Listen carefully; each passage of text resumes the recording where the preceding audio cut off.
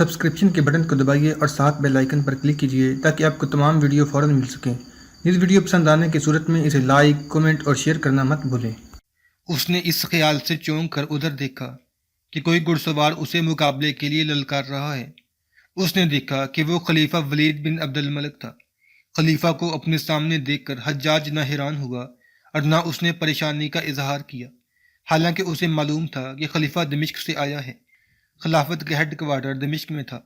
حجاج نے اپنے گھوڑے کا رخ بدلا اور خلیفہ کے گھوڑے کو ایک طرف دھکیلتا دباتا کچھ دور لے گیا۔ پھر وہ دونوں تماشائیوں میں سے نکل گئے اور کچھ دور جا کر رکے۔ معلوم ہوتا ہے ابن یوسف مجھے گھوڑے سے نہیں مسند خلافت سے گرانا چاہتا ہے۔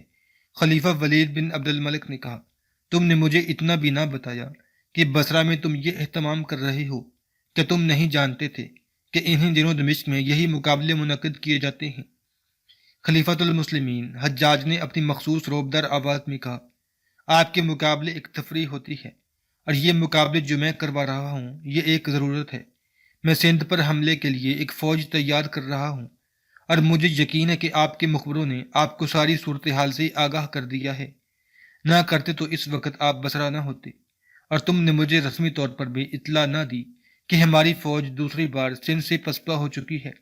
خلیفہ ولید نے کہا، اور اب تم تیسرے حملے کی تیاری کر رہے ہو؟ کیا یہ شرمساری ہے جس نے تمہیں مجھ تک آنے سے روکے رکھا ہے؟ خلیفۃ المسلمین حجاج نے ہونٹوں پر طنزیہ مسکراہٹ لاتے ہوئے کہا، میں اگر شرمسار ہوں تو صرف اللہ کے سامنے۔ آپ اس دنیا میں اس وقت آئے تھے جب میں جوان ہو چکا تھا۔ جو میں جانتا ہوں وہ آپ نہیں جانتے، اور جو میں کر سکتا ہوں وہ آپ نہیں کر سکتے۔ آپ کی نظر خلافت کی مسند تک محدود ہے، میری نظر اسلام اور عرب کی آبرو کو دیکھ رہی ہے۔ میں جانتا ہوں کہ آپ کیا کہنا چاہتے ہیں۔ آپ یہ چاہتے ہیں کہ میں حملے سے پہلے آپ سے باقاعدہ اجازت لوں، اور میں یہ بھی جانتا ہوں کہ آپ اجازت نہیں دیں گے۔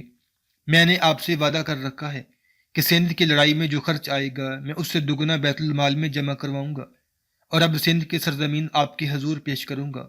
حجاج ابن الملک۔ حجاج نے اسے کچھ کہنے نہ دیا اور بولا، اگر میں نے اپنے قیدیوں کو رہا نہ کروایا تو کل ہمارا یہی دشمن یہاں آ کر ہماری بیٹیوں کو اٹھا کر لے جائے گا، اور اگر ہم نے یہ دو شکستیں ہضم کر لیں تو پھر آپ خلافت کی مسند پر نہیں دشمن کے قید خانے میں بیٹھے ہوئے ہوں گے۔ خلیفہ ولید بن عبد الملک نے جب حجاج بن یوسف کے تیور دیکھے اور اس کی باتیں سنی تو اس کی زبان بند ہو گئی۔ دراصل خلافت اسلامیہ اس دور میں داخل ہو چکی تھی جب قومی غیرت سمٹ سکڑ کر ایوانی خلافت تک محدود ہو کر رہ گئی تھی۔ یہ ایک تاریخی حقیقت ہے کہ خلیفہ سندھ پر حملے کے حق میں نہیں تھا، آرام اور اطمینان سے حکومت کرنا چاہتا تھا۔ یہ تفصیل سے بتایا جا چکا ہے کہ حجاج بن یوسف بڑا سخت گیر آدمی تھا۔ اس کا نام سن کر اچھے اچھے جابر مسلمانوں پر لرزہ طاری ہو جاتا تھا، لیکن دشمن پر تو عذاب الہی بن کر نازل ہوتا تھا۔ شامی فوج میں سے جو دستے حجاج نے سندھ پر حملے کے لیے منتخب کیے تھے ان کی نفری 6000 تھی، جن میں اکثریت گھڑ سواروں کی تھی۔ یہ سب جوان آدمی تھے، ایک بھی ادھیڑ عمر سپاہی نہیں لیا گیا تھا۔ اس کے علاوہ جو فوج حجاج نے جنگی کھیلوں کے مقابلوں میں سے تیار کی تھی اس کی نفری کی تعداد تاریخ میں نہیں ملتی، غالباً وہ بھی 6 یا 7 ہزار تھی۔ یہ رضاکار فوج تھی۔ حجاج نے اس فوج کی ہر ایک ضرورت اس طرح پوری کی جیسے یہ سپاہی نہیں بلکہ شاہی خاندان کے افراد تھے۔ مثلاً سوئی دھاگا تک ہر ایک سپاہی کو دیا گیا تھا۔ فوج کی خوراک کا انتظام، یہاں تک کہ عرب کے لوگ کھانے کے ساتھ سرکہ زیادہ استعمال کرتے تھے بلکہ سرکے کو اپنی مرغوب غذا بناتے تھے۔ اتنا زیادہ سرکہ فوج کے ساتھ نہیں بھیجا جا سکتا تھا۔ حجاج نے یہ انتظام کیا کہ روٹی کے گٹھے سرکے میں ڈبو دیے۔ جب روٹی نے مکمل طور پر سرکے کو چوس لیا تو یہ گٹھے خشک ہونے کے لیے رکھ دیے گئے۔ اس نے سالاروں اور کمانداروں کو بتایا کہ ہر کھانے کے ساتھ ضرورت کے وقت روٹی نکال کر پانی میں ڈبوئی جائے اور اسے نچوڑ لیا جائے۔ فوجیوں کے ذاتی خراجات کے لیے حجاج نے 30,000 دینار الگ سے دیے اور حکم دیا کہ سپاہی کی ضرورت فراخ دلی سے پوری کی جائے۔ اس سے اندازہ ہوتا ہے کہ حجاج نے فوج کی ضروریات کا خیال حد سے زیادہ رکھا تھا۔ سرکے والی روٹی کے گٹھے اور سامان خوردنوش بحری جہازوں پر لادا گیا تھا۔ چونکہ فوج میں پیدل دستے بھی تھے اس لیے ان کی سواری کے لیے 6000 تیز رفتار اونٹنیاں ساتھ بھیجی گئی تھیں۔ کئی ہزار اونٹ الگ تھے جن پر ضرورت کا سامان لادا گیا تھا۔ بحری جہازوں سے جو سامان بھیجا جا رہا تھا اس میں مجنیقیں بھی تھیں۔ ان میں ایک منجنیق اتنی بڑی تھی کہ اسے 500 آدمی کھینچتے تھے تو اس سے پتھر دور جاتا تھا۔ یہ منجنیق اتنا وزنی پتھر پھینکتی تھی جسے کئی آدمی دھکیل دھکیل کر منجنیق تک لاتے تھے۔ اس منجنیق سے پھینکا ہوا پتھر قلعے کی دیوار میں بھی شگاف کر دیتا تھا۔ اس منجنیق کا نام عروس تھا۔ جب یہ فوج بصرہ سے شیراز کو روانہ ہوئی تو بصرہ کے تمام لوگ اور ارد گرد کے لوگ بھی راستے کے دونوں طرف اکٹھے ہو گئے تھے۔ ان میں عورتیں بھی تھیں، نوجوان لڑکیاں اور بچے بھی تھے۔ حجاج نے فوج میں اور لوگوں میں جیسے آگ بھر دی تھی۔ لوگوں کے نعروں اور دعاؤں میں مجاہدین کا لشکر بصرہ سے روانہ ہوا۔ حجاج بن یوسف بہت دور تک لشکر کے ساتھ گیا، آخر ایک بلند جگہ رک گیا۔ لشکر کے آخری سپاہی کے گزر جانے تک حجاج کا ہاتھ ہوا میں ہلتا رہا۔ لوگ لشکر کو جاتا دیکھتے رہے، پھر یہ لشکر اپنی اڑائی ہوئی گرد میں چھپ گیا اور لوگ بہت دیر اس گرد کو آسمان کی طرف جاتا دیکھتے رہے۔ ان کی ماؤں، بہنوں، بیٹیوں، بوڑھوں اور بچوں کی دعائیں ان کے ساتھ گئیں۔ اس لشکر کا سالار جہم بن زہر جافی تھا۔ محمد بن قاسم بڑی بے تابی سے اس لشکر کے انتظار میں تھا۔ اس کی بے تابیوں کا یہ عالم تھا کہ بعض اوقات گھوڑے پر سوار ہوتا اور بصرہ سے آنے والے راستے پر دور تک چلا جاتا۔ ایک روز وہ اپنے کام میں مصروف تھا کہ اس کے کمرے کا دروازہ بڑی زور سے کھلا اور اس کے کانوں میں وہ آواز پڑی جس کے انتظار میں وہ بے چین اور بے قرار تھا۔ افق سے گرد اٹھ رہی ہے، اطلاع دینے والے نے کہا۔ خدا کی قسم یہ آندھی نہیں، گھوڑا تیار کرو۔ محمد بن قاسم نے حکم دیا اور دوڑتا ہوا باہر نکلا۔ وہ اچھل کر گھوڑے پر سوار ہوا اور اس نے ایڑ لگا دی۔ اس کا محافظ دستہ دستور کے مطابق اس کے پیچھے چلا گیا۔ اس طرح محمد بن قاسم نے بہت دور جا کر لشکر کا استقبال کیا۔ اب محمد بن قاسم اس لشکر کا سالار تھا۔ دوسرا سالار اس لشکر کے ساتھ ہی رہا، لیکن اسے محمد بن قاسم کے ماتحت رہنا تھا۔ حجاج نے سندھ تک اپنی فوج کے ساتھ رابطہ رکھنے کا یہ انتظام کیا تھا کہ مکران تک تھوڑے تھوڑے فاصلے پر چوکیاں قائم کر دی گئی تھیں جن میں تیز رفتار گھوڑے اور اونٹنیاں رکھی گئی تھیں۔ یہ آنے جانے والے قاصدوں کے لیے تھیں تاکہ وہ انتہائی تیز رفتار پر جائیں اور ہر چوکی سے گھوڑا یا اونٹنی تبدیل کریں۔ مورخوں کے اندازے کے مطابق بصرہ سے دیبل تک پیغام ایک ہفتے سے کم دنوں میں پہنچ جاتا تھا، جبکہ عام مسافروں کے لیے یہ مسافت کم از کم 1.5 مہینے کی تھی۔ سالار جہم بن زہر جافی کی زبانی حجاج بن یوسف نے محمد بن قاسم کو جو ہدایات بھیجی تھیں ان میں سے ایک یہ تھی کہ ابن قاسم حجاج کی ہدایت کے بغیر حملہ نہ کرے۔ دیبل تک سندھ کے علاقے میں 2-3 چھوٹے چھوٹے قلعے تھے، انہیں تحقیق کر کے محمد بن قاسم نے دیبل تک پہنچنا تھا، لیکن دیبل سے دور حجاج کی ہدایات کا انتظار کرنا تھا۔ جس روز یہ لشکر شیراز پہنچا اس سے اگلے ہی دن محمد بن قاسم نے علل صبح مکران کی طرف کوچ کر دیا۔ مکران کا وہ حصہ جو مسلمانوں کے قبضے میں تھا، اس کا امیر محمد بن ہارون تھا۔ اسے پہلے اطلاع دی جا چکی تھی کہ لشکر آ رہا ہے۔ تاریخوں میں لکھا ہے کہ جب لشکر مکران پہنچا تو امیر محمد بن ہارون اپنے محافظ دستے کے ساتھ راستے میں کھڑا تھا، لیکن وہ گھوڑے کے اوپر اس طرح بیٹھا ہوا تھا کہ دونوں ہاتھ زین پر رکھے آگے کو جھکا ہوا تھا۔ محمد بن قاسم کو قدرتی طور پر یہ توقع ہوگی کہ امیر مکران گھوڑا دوڑاتا اس تک پہنچے گا، لیکن اس کا گھوڑا آہستہ آہستہ چلا۔ محمد بن قاسم کو کچھ شک سا ہوا، اس نے گھوڑا دوڑا دیا اور محمد بن ہارون تک پہنچا۔ جب ہاتھ ملایا تو محمد بن قاسم نے دیکھا کہ محمد بن ہارون کا ہاتھ تپ رہا ہے۔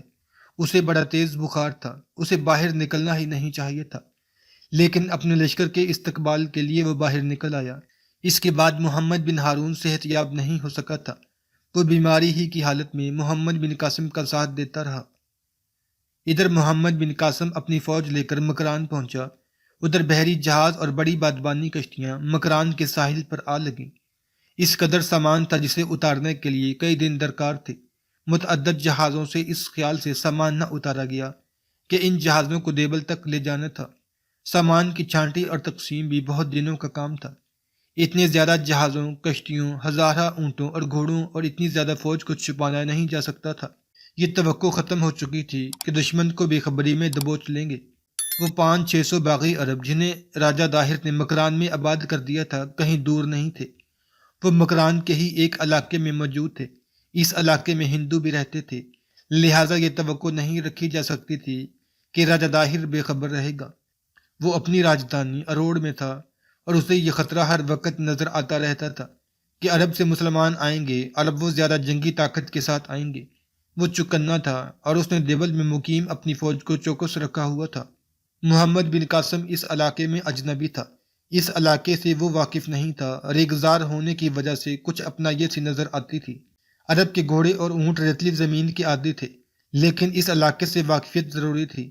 رات کے وقت محمد بن قاسم مکران کے امیر محمد بن ہارون کے پاس بیٹھا سندھ کا نقشہ دیکھ رہا تھا۔ امیر مکران اسے اہم مقامات اور فاصلے بتا رہا تھا۔ ابن ہارون محمد بن قاسم نے کہا، میں نے اسی عمر میں کئی دشمن دیکھ لیے ہیں اور میں نے لڑائیوں کا تجربہ بھی حاصل کر لیا ہے، لیکن ابھی غداروں سے پالا نہیں پڑا۔ اس علاقے میں ایک نہیں سینکڑوں غدار موجود ہیں۔ کیا تم ان عربوں کی بات کر رہے ہو جنہیں راجہ داہر نے پناہ میں رکھا ہوا ہے؟ امیر مکران نے محمد بن ہارون سے پوچھا۔ میں صرف بات نہیں کر رہا، محمد بن قاسم نے کہا، میں پریشان ہوں۔ ان کی تعداد زیادہ ہے اور یہ سب جنگجو ہیں، یہ راجہ داہر کا ہی ساتھ دیں گے۔ اس نے ان پر بہت بڑا احسان کیا ہے۔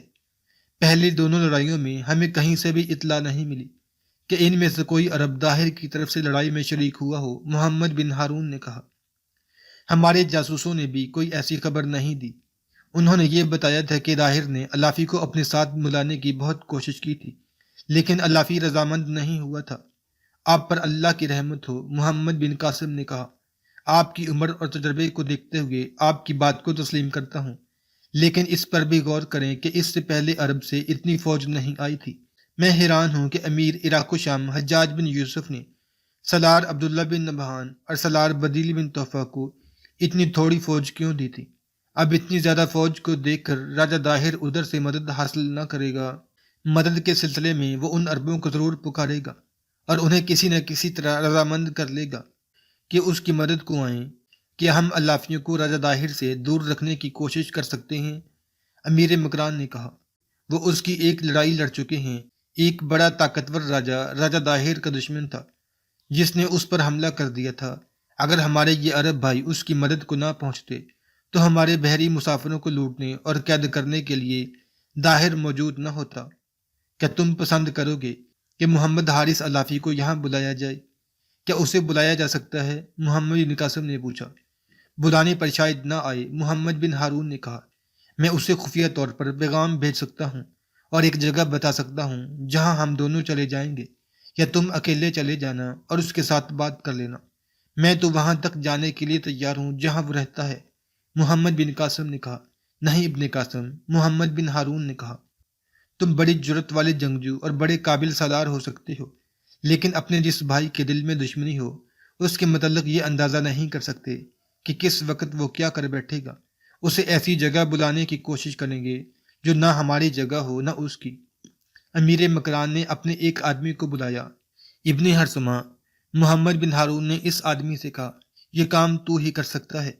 بنو اسامہ کے سردار حارث الافی کو ایک پیغام دینا ہے۔ پیغام دینا تو کوئی مشکل نہیں، اصل کام یہ ہے کہ اسے ایک جگہ بلانا ہے۔ بلانے کا مقصد کیا ہے امیر مکران؟ اس سے کہنا محمد بن ہارون تمہیں ملنا چاہتا ہے، امیر مکران نے کہا۔ کیا میں اسے یہ بتا سکتا ہوں کہ عرب سے فوج آئی ہے؟ ابن ہرسمہ نے پوچھا۔ اور اگر اسے پہلے سے معلوم ہوا کہ عرب سے فوج آئی ہے اور اس کے متعلق وہ کوئی بات کرے تو میں کیا کہوں؟ اگر اسے معلوم ہے تو یہ کہنا ٹھیک نہیں ہوگا کہ فوج نہیں آئی، محمد بن ہارون نے کہا۔ اسے یہ بھی معلوم ہوگا کہ فوج کیوں آئی ہے۔ تو عقل والا ہے، ہم اسے ملنا چاہتے ہیں، ہمارا مقصد وہ خود سمجھ لے گا، وہ دانشمند آدمی ہے۔ محمد بن ہارون نے ابن ہرسمہ کو ایک جگہ بتائی اور کہا کہ الافی کل عشاء کی نماز کے بعد وہاں پہنچ جائے۔ محمد بن قاسم کو مکران میں آئے ہوئے 8 روز گزر چکے تھے۔ بحری جہازوں اور کشتیوں سے سامان اتارا جا چکا تھا اور دیبل پر حملے کی صورت میں جس سامان کی ضرورت تھی وہ مطلوبہ جہازوں پر لادا جا رہا تھا۔ محمد بن قاسم نے حرب و ضرب کے اسلامی اصولوں کے مطابق جاسوس ان علاقوں میں بھیج دیے تھے جہاں پیش قدمی اور حملے کرنے تھے۔ فوج حملے کی تیاریاں کر رہی تھی۔ مکران کے اس علاقے میں جہاں عرب کی فوج اتری تھی بہت ہی گہما گہمی تھی۔ یوں معلوم ہوتا تھا جیسے راتوں کو بھی سب جاگتے رہتے ہیں۔ راجہ داہر دربار لگائے بیٹھا تھا کہ دربان نے اندر آ کر اطلاع دی کہ ایک شتر سوار کوئی ضروری خبر لے کر آیا ہے۔ اسے فوراً بلا لیا گیا۔ وہ آدمی دوڑتا ہوا اندر آیا اور دستور کے مطابق فرش پر دو زانو ہوا، راجہ کے آگے ہاتھ جوڑے اور جھک کر دوہرا ہو گیا، کیا خبر لائی ہو؟ پانی، ایک گھونٹ پانی۔ خبر لانے والے کے منہ سے پوری طرح آواز بھی نہیں نکل رہی تھی، اس کا منہ پیاس سے کھل گیا تھا۔ مہاراج کی جے ہو، اس آدمی نے پانی پی کر کہا۔ وہ فوج نہیں، انسانوں، گھوڑوں اور اونٹوں کا دریا ہے جو عرب سے آیا ہے اور مکران میں آن رکا ہے۔ سمندری جہازوں سے جو سامان اترا ہے اس کا کوئی حساب اور شمار نہیں۔ فوج کی جو تعداد ہے وہ میں نہیں بتا سکتا۔ سمندر پر جہاز اور کشتیاں اتنی زیادہ ہیں اور کچھ نظر نہیں آتا۔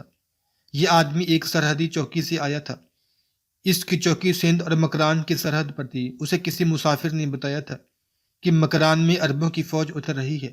وہ خود بھیس بدل کر اور اونٹ پر سوار ہو کر وہاں گیا اور اپنی آنکھوں سے دیکھا۔ وہ حیرت زدہ ہی نہیں تھا، خوف زدہ بھی تھا۔ اسے وہاں پتہ چلا تھا کہ خشکی سے بھی فوج آئی ہے اور سمندر سے بھی۔ وہ الٹے پاؤں چلا اور اپنی چوکی پر صرف یہ اطلاع دی کہ وہ اروڑ جا رہا ہے۔ اس نے اونٹ کو دوڑایا، راستے میں اس نے 2 اونٹ بدلے اور کم سے کم وقت میں اروڑ پہنچا۔ اس نے داہر کو جو رپورٹ دی اس میں مبالغہ بھی تھا۔ راجہ داہر نے دربار برخاست کیا اور اپنے فوجی اور دیگر مشیروں کو بلایا، جن میں اس کا دانشمند وزیر بدہمن خاص طور پر قابل ذکر ہے۔ داہر نے انہیں بتایا کہ عرب ایک بار پھر حملے کے لیے آئے ہیں۔ اس سے جو تفصیلات معلوم ہوئی تھیں وہ اس نے انہیں بتائیں۔ ہمارے ہاتھوں 2 سلار مروا کر اور 2 شکستیں کھا کر ان عربوں کو ہماری طاقت کا اندازہ ہوا ہے۔ راجہ داہر نے اپنے مشیروں وغیرہ سے کہا، اسی لیے اب یہ زیادہ فوج اور زیادہ سامان لائے ہیں۔ ان کا دماغ خراب ہو گیا ہے، انہیں موت بار بار یہاں لے آتی ہے۔ اب ایک بڑی فوج کو بازی پر لگانے کے لیے آئے ہیں۔ ہم یہ بازی بھی جیت لیں گے۔ تم سب کیا مشورہ دیتے ہو؟ اس کے فوجی مشیروں اور سرداروں نے جو مشورے دیے ان میں ٹھوس مشورے کم تھے اور دیسی ڈھینگیں زیادہ تھیں۔ جیسی داہر نے ماری تھیں، انہیں ایک احساس تو یہ تھا کہ لڑنا ہے، لیکن اس کے ساتھ ہی یہ احساس بھی تھا کہ اپنے راجہ کی خوشنودی کی خاطر اس کی ہاں میں ہاں بھی ملانی ہے۔ اس کا صرف ایک وزیر بدہمن تھا جو سوچ میں ڈوبا ہوا تھا۔ جب سب باری باری بول چکے تو بدہمن بولا، میدانی جنگ میں تلوار چلا کرتی ہے، تکبر نہیں۔ بدہمن نے کہا، مہاراج، جہاں تیر اڑا کرتے ہیں وہاں تکبر کی اڑان ختم ہو جاتی ہے۔ ہرقل نے بھی مسلمانوں کو کمزور سمجھا تھا۔ یزدگرد نے بھی کہا تھا کہ عرب کے مسلمان اس کے گھوڑوں تلے کچلے جائیں گے۔ یہ کوئی فرضی قصہ کہانی نہیں کہ مسلمانوں نے اتنی بڑی 2 طاقتوں کا نام و نشان مٹا دیا تھا۔ ہاں، راجہ داہر نے کہا، اس میں کوئی شک نہیں، مسلمانوں نے ہندوستان کے ہاتھیوں کو بھگا دیا تھا۔ کیا نام تھا اس کا؟ قادسیہ۔ وزیر بدہمن نے کہا، یہ مسلمان انہی کی اولاد ہیں، یہ ہماری فوج کو بھی بھگا سکتے ہیں۔ اب اگر وہ زیادہ فوج لائے ہیں تو اس فوج کا کماندار بھی زیادہ تجربہ کار ہوگا۔ ہو سکتا ہے حجاج بن یوسف خود کماندار ہو جسے وہ سالار کہتے ہیں۔ کیا مہاراج نے ان عربی مسلمانوں سے سنا نہیں کہ حجاج کتنا جابر آدمی ہے؟ اس کے متعلق ان عربوں نے مجھے یہ بھی بتایا ہے کہ وہ خلیفہ کو تو کچھ سمجھتا ہی نہیں، وہ اپنا قانون اور اپنا حکم چلاتا ہے۔ اگر وہی سپہ سالار ہوا تو کیا ہوگا؟ راجہ داہر نے پوچھا۔ میں اپنی فوج کی کمان اپنے ہاتھ میں رکھوں گا، اور یہ بھی سوچ لیں مہاراج، بدہمن نے کہا، لڑائیاں صرف میدان میں نہیں لڑی جاتی۔ ہر لڑائی تلوار اور تیر سے نہیں لڑی جاتی۔ ہر لڑائی میں فتح طاقتور کی نہیں ہوتی اور کمزور کی قسمت میں ہارنا ہی نہیں لکھا ہوتا۔ کمزور چاہے تو طاقتور کو اپنے پاؤں میں بٹھا سکتا ہے۔ وہ کیسے؟ راجہ داہر نے کچھ حیران سا ہو کر پوچھا اور جواب کا انتظار کیے بغیر بولا، اگر ہمارا وزیر یہ چاہتا ہے کہ ہم میدان میں نہ اتریں اور کوئی فریب کاری کر کے دشمن کو شکست دے دیں تو ہمارا خون ہمیں اس کی اجازت نہیں دے گا۔ ہم میدان میں دشمن کی آنکھوں میں آنکھیں ڈال کر لڑیں گے اور تلوار کے جوہر دکھائیں گے۔ ہم نے جنہیں 2 بار گھٹنوں بٹھایا ہے، تیسری بار بھی انہیں بگا دیں گے۔